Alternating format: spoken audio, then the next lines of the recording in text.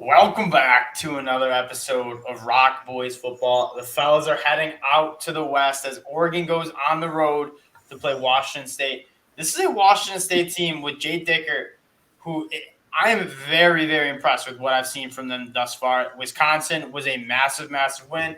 I don't think you've seen the full potential of this Washington State team with Cameron Ward yet, but you can tell they're starting to hit their stride. Going up against the Ducks team that and they kind of got pushed to the side after getting smacked around by Georgia, but almost every team in the country is going to get smacked around by Georgia. This Oregon team last week proved that they're one of the best teams in the Pac-12.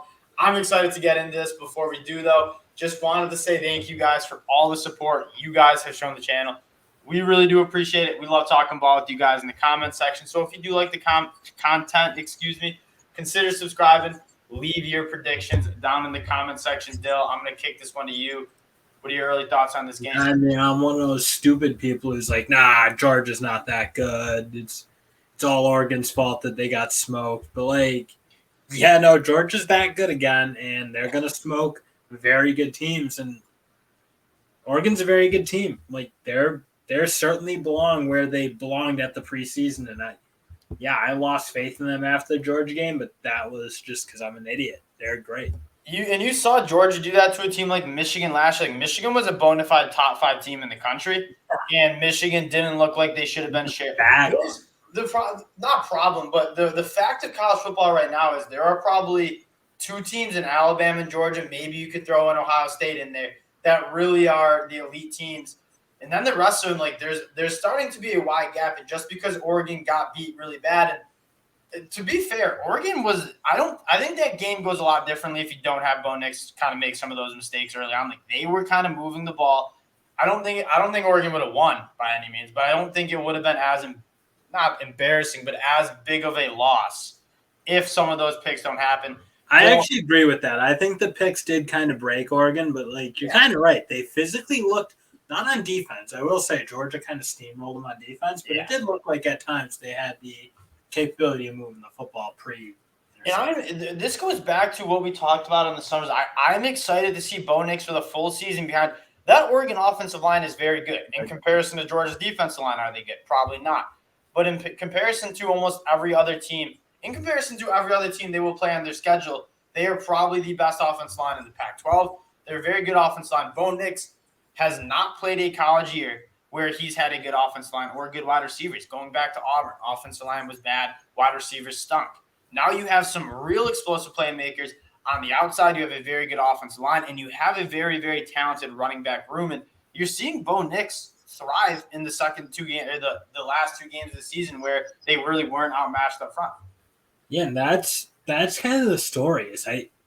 They look like they can hit those big plays, and they, given what they have on offense at the skill positions, especially like a Chris Hudson, a Seven McGee, a Franklin. Those guys can really run and are really good with the ball in their hands.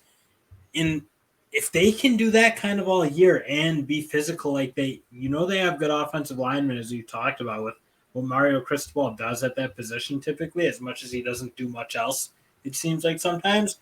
He does have good O-lines, and I think Oregon does. And, they look explosive, and we're hitting big plays on a BYU team that's old and experienced and a team you didn't think was necessarily going to give up, or at least I didn't. But stupid. And what I think you saw with this Oregon team, and kind of goes back to our predictions we were making last week, is the speed on Oregon on the outside is different.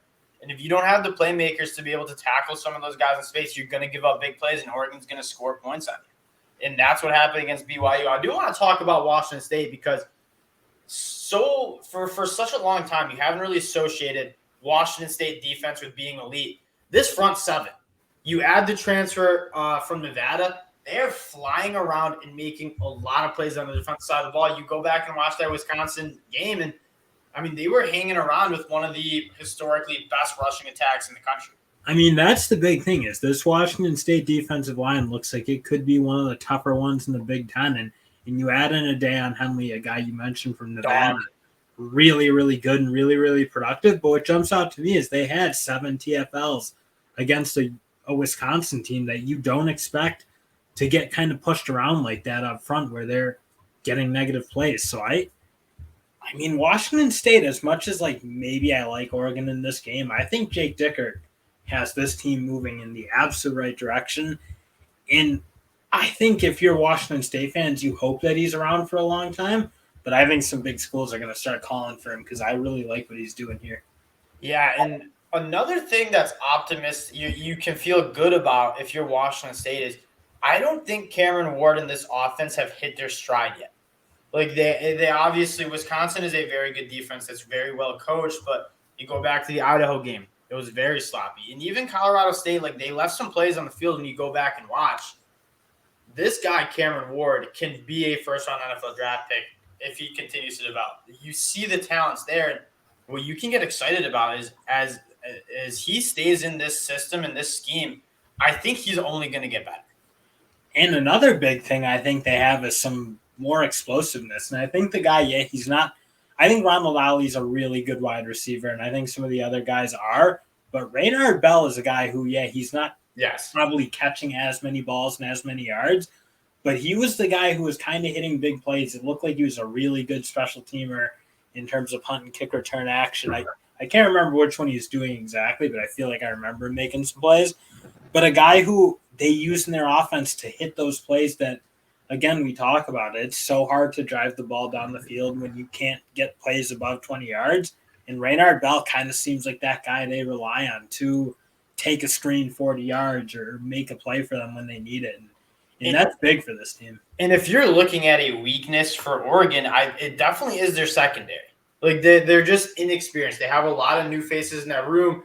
I think a guy like Christian Gonzalez has been a bright spot, the transfer from Colorado. But you look at the rest of that secondary, they haven't been great. And if Washington State's looking to attack Oregon in a certain way, it has to be through the air. And, I mean, the air raid system with Cameron Ward, a very talented quarterback. If Washington State wants to win this game, they're going to have to attack an inexperienced secondary. And they probably need to get him in space. And if I called him Ronald Alley, sorry, that was the last chance you throw back. But it is not Ronald Alley.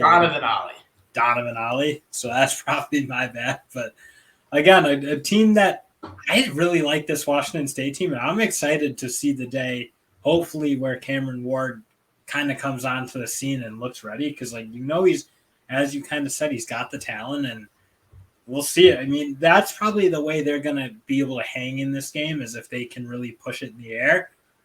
But, again, even though I maybe don't love Washington State in this game, I love them. I love them. Yeah, I'm with you. I like Oregon to cover 6.5 points here. It's actually probably going to be on the card. That being said, that's more of an Oregon thing. It's more of an Oregon. Exactly. It's more of an Oregon thing, and you look how they match up. I think they have some guys like Brandon Dorlus is legit really good. CJ Johnson, a guy who's bounced around on both sides of the ball, coming over from Miami. He's a freak of nature. If he continues to put together, you obviously have two really good linebackers. Hopefully, Justin Flo is healthy. I like this Oregon team a lot. And then on the offense side of the ball, again, I'm so optimistic with Bo Nix having a supporting cast. When Bo Nix cooks, he's a very good quarterback. Again, what's the key? You got to avoid the Bo Nix plays. And you saw it come out in Georgia, but since then you haven't really seen it. You've seen the playmaker Bo Nix. There's two sides of that sword. You have the boneheaded Bo Nix, and you have the Johnny Manziel-esque Bo Nix where he's making some incredible plays. You gotta have the Johnny Manziel Bo Nix without the bonehead Bo Nix. Yeah, and naturally a little bit concerned because I do think Washington State has a pretty good D-line, especially showing what they did against Wisconsin. Fun fact of why Washington State, not to cut you off, second in the country in tackles for loss. That's an incredible stat. That's winning defense. Get those teams backed up. Yeah, you're really tough. Forcing to force balls down in tight windows. You don't want that. That's where if you get Bo Nix pressing and get him in third and long, that's where he's Bo Nix. That's crazy. So if Oregon can stay on schedule, avoid those tackles for loss, avoid getting behind the chains, I do like Oregon. And again, I'm high on this Oregon team. I think they can contend in the Pac-12. You saw them get beat by Georgia and get beat bad. But this team is talented. Mario Cristobal, the shelves are full. The cupboards are stocked with talent for Dan Lanning. I think Dan Lanning is a coach. And he's a good coach. And Mario Cristobal, you could say what you want. He kicked, 6 field goals against Texas A&M last week. Talk about game management. Attaboy, Mario. Mario Cristobal. Yeah, it's I really do like Oregon in this spot, especially when you're asking me just to cover a touchdown. I think they're the more talented team. And similar to my argument against BYU, like you get some of those playmakers on Oregon on the outside. I want to see Seven McGee if the Rochester kid get more touches, but they got a ton of guys on the outside that can make people miss and hit those explosive plays. I want to see that more. I like Oregon in this. Dill, I think you like Oregon in this. Thank you guys.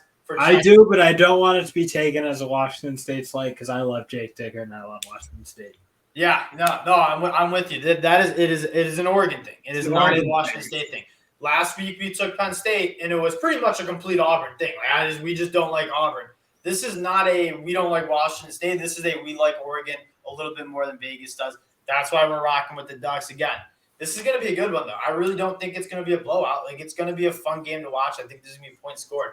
And again, appreciate you guys checking us out as usual. If you guys do like the content, consider subscribing to the channel. We do appreciate y'all and the support you guys have shown. And we'll talk to y'all later.